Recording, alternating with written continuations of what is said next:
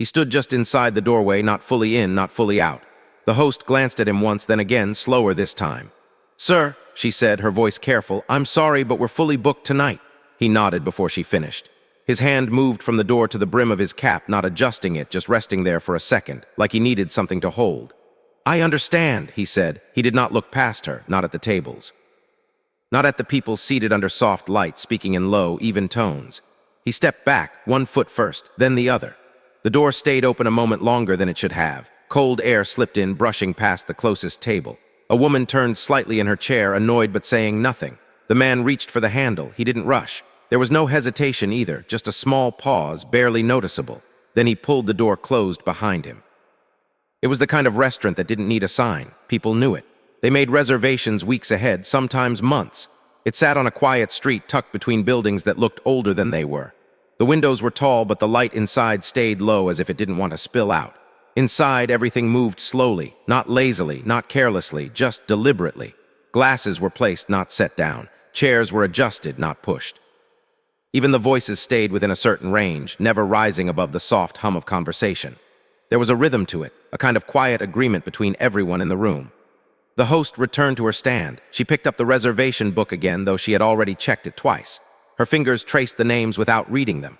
For a moment she looked toward the door. It was already closed. Nothing unusual remained. Still, she lingered, just a second longer than necessary. Then she turned the page. Outside, the man stood on the sidewalk. He did not walk away immediately. The air had a bite to it, not sharp enough to hurt, but enough to settle into the bones if you stayed too long. He tucked his hands into his coat pockets. The coat was clean, though worn at the edges. The sleeves had softened with time. The fabric at the elbows had thinned, not torn, just tired. He looked down the street, then in the opposite direction. Neither way seemed to offer anything different. He shifted his weight, not from discomfort, just habit. After a few seconds, he began to walk. Inside, dinner continued. A server moved between tables, balancing 2 plates on one arm, another in her hand. She leaned slightly as she set them down. "Careful, it's hot," she said. The couple at the table nodded, already cutting into their food. Across the room, a man adjusted his watch. Another poured wine. A quiet laugh rose from the corner, then faded. Nothing broke the rhythm. In the kitchen, the pace was different. Not louder, not chaotic, just tighter, more focused. A chef stood at the center, watching everything, not hovering, not interfering, just present. His eyes moved from station to station, catching details others might miss. A plate returned too quickly, a garnish placed slightly off. A sauce a shade darker than it should be. He said very little. When he did, it was enough. The door opened again. A couple entered, coats still on, their cheeks flushed from the cold. "Good evening," the host said, her tone steady, practiced. "Reservation under Miller." She checked the book, nodded, and reached for menus. As she led them to their table, her gaze drifted briefly toward the door again. It was closed, still closed. She did not slow down. The man had not gone far. He walked to the corner, then stopped at the light. There was no traffic, not really. A few cars passed, spaced out enough that the street never felt busy. He waited anyway, not for the signal, just. Waited, a habit maybe, or something else. The light changed. He crossed. His steps were even, not hurried, not slow enough to draw attention, just steady. He passed a window where his reflection appeared briefly, then slipped away as he moved on. He did not look at it. Back at the restaurant, a server approached the host's stand. "Did we just turn someone away?" she asked quietly. The host kept her eyes on the book. "We're full." "I know," the server said, lowering her voice. "I just thought." She stopped. The host looked up. "What?" The server hesitated, then shook her head. "Nothing, it's fine." She turned and walked back toward her section. The host watched her go, then almost without thinking she glanced at the door again. It remained still, no shadow, no movement, just the faint reflection of the room inside. She let out a breath she hadn't noticed she was holding. The man turned onto another street. This one was quieter, fewer lights. The buildings sat lower, closer together. He slowed slightly, though there was no clear reason. A bench sat near the corner. He passed it. Then after a few steps, stopped. He looked back. The bench had not changed. It waited as benches do. He returned and sat. He rested his hands on his knees, not clasped, not fidgeting, just placed there. The street was quiet. A distant sound of traffic hummed somewhere beyond the block, too far to matter. He leaned back slightly, not enough to relax. Just enough to shift. Inside the restaurant, the chef stepped out from the kitchen, not fully, just to the edge of the dining room. He stood there for a moment, observing. This was his habit. Once each night, a pause, a look. He watched the tables, the way people held their forks, the way they leaned in or sat back, the way the room carried itself. His eyes moved slowly, then stopped on the door. It was nothing, just a door, closed, still, yet something about it held his attention a moment longer than expected. Then he turned back, returned to the kitchen. The man on the bench shifted again. He reached into his pocket, pulled out a small piece of paper, folded, worn at the edges. He unfolded it carefully. The creases had been set long ago. They opened without resistance. He looked at it, not reading, just looking. After a moment, he folded it again, placed it back in his pocket. A car passed. The headlights moved across the street, briefly lighting the bench, then gone. He blinked once, then sat still. Inside, the evening moved forward, courses changed, plates cleared, glasses refilled, nothing rushed, nothing delayed, just continued. The host checked the time, then the book, then the door again. The server returned. The table by the window is asking about the special. The host nodded. I'll tell the kitchen, she paused. Did he say anything? The server asked, quieter this time. Who? The man earlier. The host hesitated. No, nothing at all. He said he understood. The server nodded slowly. Then left again. The host stood still for a moment. Her hand rested on the edge of the stand. She tapped it once, lightly, then stopped. Outside, the man stood up, not abruptly, just when sitting no longer made sense. He adjusted his coat, pulled it slightly tighter around him, then began to walk again. The restaurant door remained closed, but something in the room had shifted, not enough for anyone to name, not enough to interrupt anything, just a small, quiet imbalance. Like a note slightly out of place in a piece of music. Most wouldn't hear it, but once noticed it stayed. In the kitchen, the chef paused. His hand hovered over a plate, then lowered it. He looked toward the dining room again, toward the door. He frowned just slightly, not from concern, more like recognition, of something he hadn't fully seen yet. He wiped his hands on a cloth, set it aside, and stepped out again, this time a little further. He moved past the last row of tables, not drawing attention to himself. Most of the guests didn't notice him. A few did the way people notice movement without meaning to. A glance, then back to their plates. The host saw him coming. She straightened slightly. Everything all right? She asked. He didn't answer right away. He looked at the door first, then back at her. Earlier, he said, his voice even, a man came in. She nodded. Yes. He waited, not for permission, not for explanation, just waited. The pause stretched a little longer than usual. Yes, she said again, softer this time. We didn't have a table. He watched her for a moment, not questioning, not accusing, just looking. Did he ask for one? The chef said. The host hesitated. I assumed. He nodded once. That was all. No correction, no instruction. He turned slightly as if to return to the kitchen, then stopped. Did he leave a name? He asked. No. Another pause. Then he nodded again. All right. He walked back toward the kitchen. The host let out a breath. She hadn't realized she'd been holding it.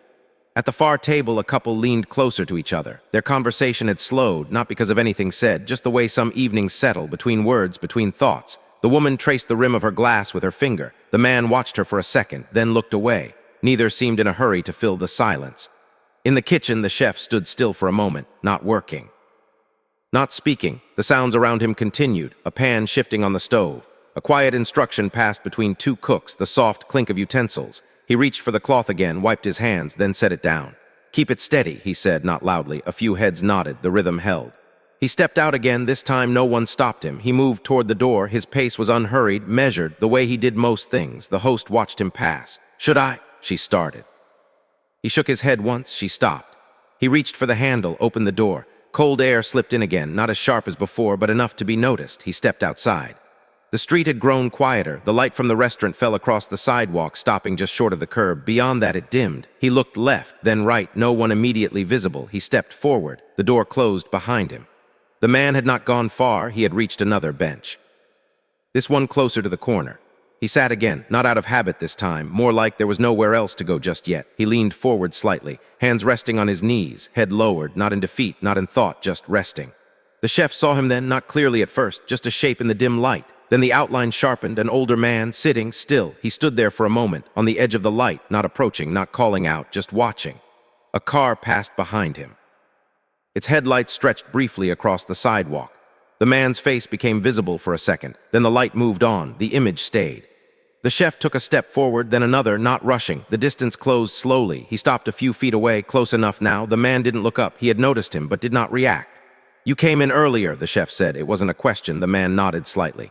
Yes. His voice was quiet, not strained, not hesitant, just quiet. The chef waited, again not expecting anything, just giving space. I should have called ahead, the man said. Places like that, they fill up. The chef shook his head. That's not always how it works. The man gave a small smile, not quite reaching his eyes. Seems like it does. They stood there for a moment, the street between them and the restaurant, the light behind, the dimness ahead, neither moved. Were you meeting someone? The chef asked. The man's hands shifted slightly, then settled again. No. Just dinner? Yes. Another pause. The chef nodded once. Inside, the host glanced at the door again. She could see their shapes now, blurry through the glass. She leaned slightly to the side, trying to make them clearer. She couldn't. The man leaned back a little, looked up this time at the chef, not searching, not measuring, just looking. "You run the place?" he asked. "Yes, it's a good one." "Thank you," the man nodded, then looked away again, down the street. "I didn't mean to cause trouble," he said. "You didn't. I know how it looks." The chef didn't respond right away. He looked at the man's coat, the worn edges, the softened fabric, the way it had been cared for even as it aged, then at his hands, clean, steady. "It doesn't always look the way people think," the chef said. The man let out a quiet breath. "Maybe not." A moment passed, long enough to feel, short enough to hold. The chef stepped slightly to the side, closer now, not imposing, just present. "If you're still hungry," he said, "we can make space." The man didn't answer immediately. He looked toward the restaurant, the light, the door, then back at the street. "I don't want to put anyone out," he said. "You wouldn't. It's busy. It's always busy." A small pause. "That's not the point." The man's fingers moved slightly against his knees, a small motion, almost unnoticeable, then still again. Inside, a glass tipped slightly on a table. A server caught it before it fell, a quiet apology. A nod, the rhythm continued. Outside, the air settled, the kind of stillness that comes when the night decides it has gone far enough. "I used to come here," the man said. The chef's expression didn't change. "When?" he asked. The man thought for a moment. "Long time ago." "How long?" The man shook his head. "Doesn't matter much now." The chef nodded. "What brought you back?" he asked. The man looked down at his hands, then at the ground, then slowly back up. "I was in the area," he said. It wasn't untrue, but it wasn't everything either. The chef didn't press. He didn't need to. Some things didn't open that way. "Come inside," he said after a moment. "We'll find you a seat." The man looked at him again, longer this time, as if weighing something, not the offer, something else. "I don't have a reservation," he said. "I know.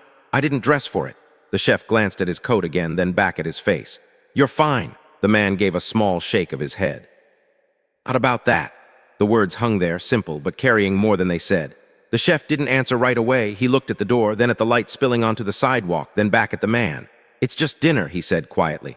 The man let out a breath, a longer one this time. He looked down the street once more, then back at the restaurant. Inside, the host stepped closer to the door, not opening it, just closer, as if distance might change what she saw. The man stood slowly.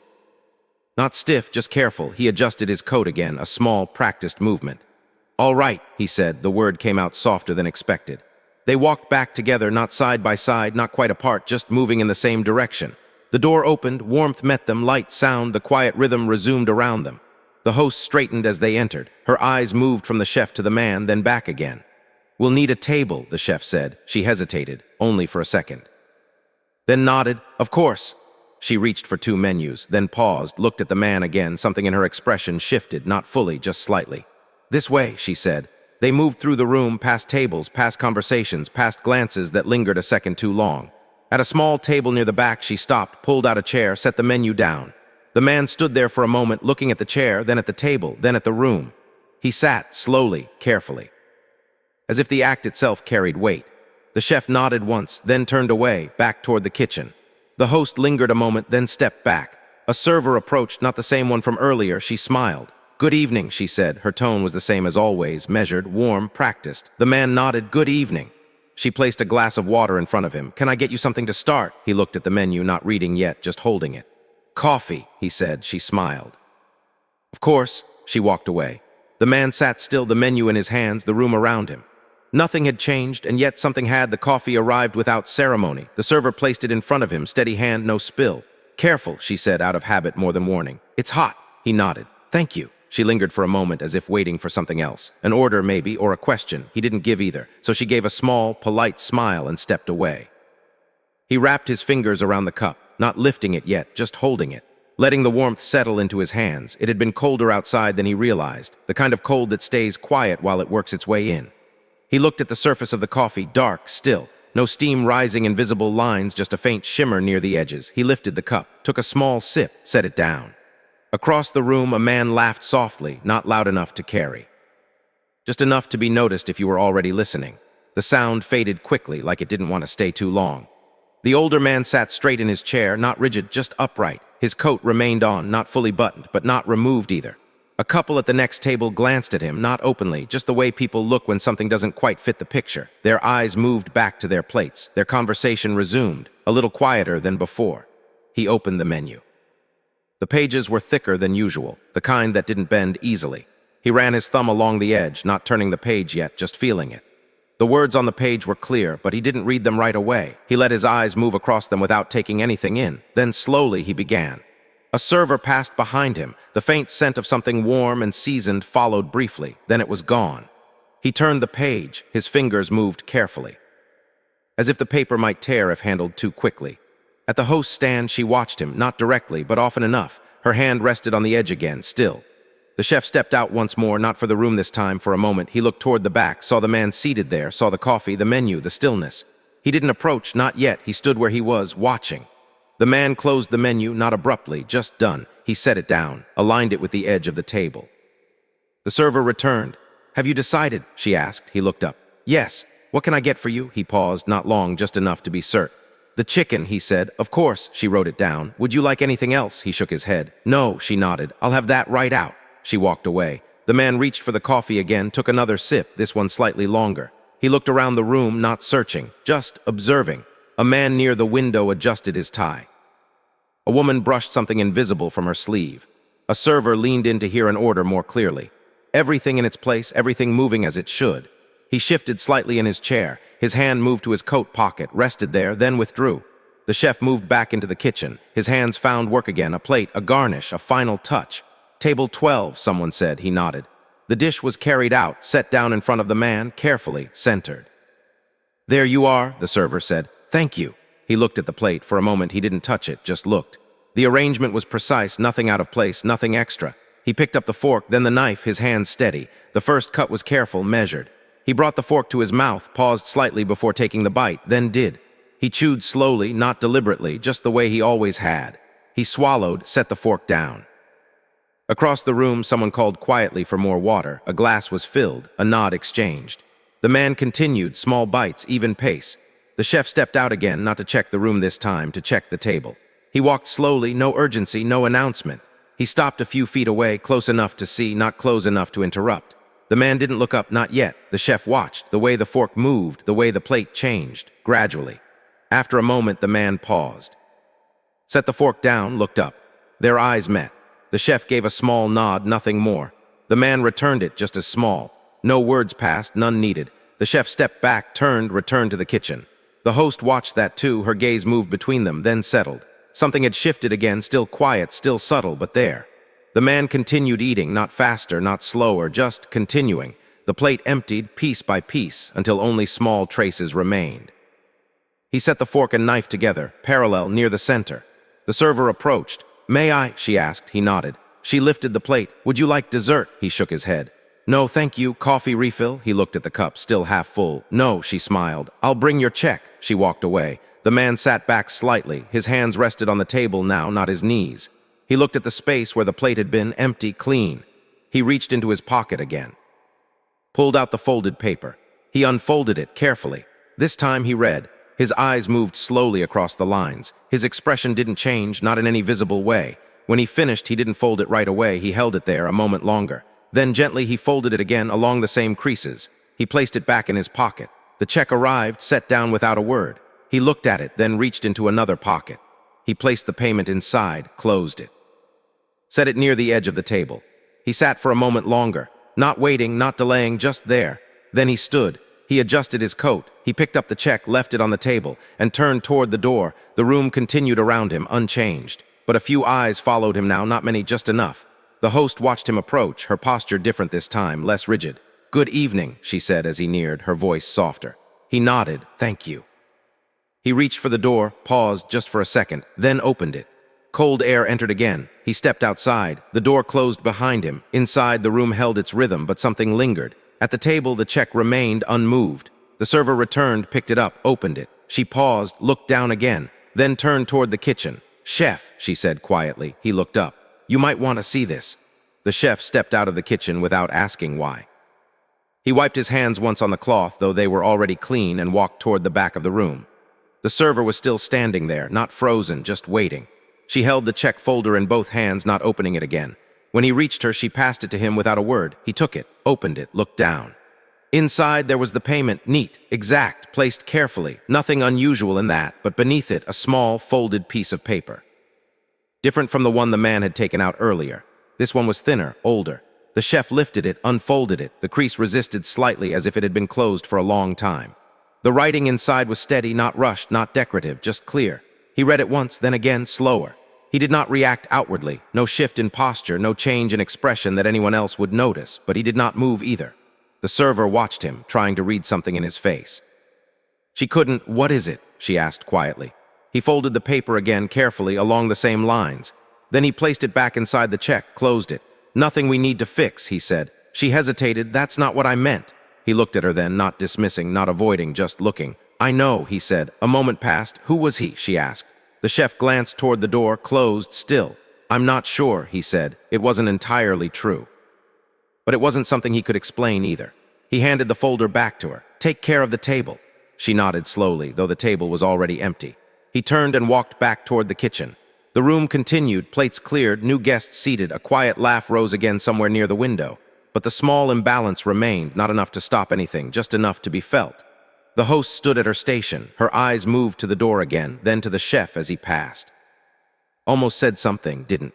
The chef returned to his place, picked up where he had left off. A garnish adjusted, a plate wiped at the edge, a quiet instruction given. But his movements had changed, slightly, not slower, not less precise, just carrying something. The folded paper rested in his pocket now. Outside, the man walked without direction, not lost, just not heading anywhere in particular. The street had grown quieter, fewer cars, longer stretches of silence between them. He kept his hands in his coat pockets, his shoulders slightly forward, not from weight, just from habit. He passed the first bench again, didn't stop. At the corner he paused, not for traffic, there wasn't any. He looked back once. The restaurant was still there, light steady behind the glass, nothing changed from the outside. He stood there for a moment, then turned and kept walking. Inside, the night moved toward its close, reservations thinned, tables emptied. The host checked the book, then closed it. The server stacked glasses, carried them carefully. The last table finished dessert, left quietly. The door opened, closed, opened again, closed again. Eventually it stayed closed. The chef stepped out once more, not to check, not to observe, just to stand. The room was nearly empty now, chairs slightly turned, tablecloth still. He walked slowly toward the front, stopped near the door. He reached into his pocket, took out the folded paper.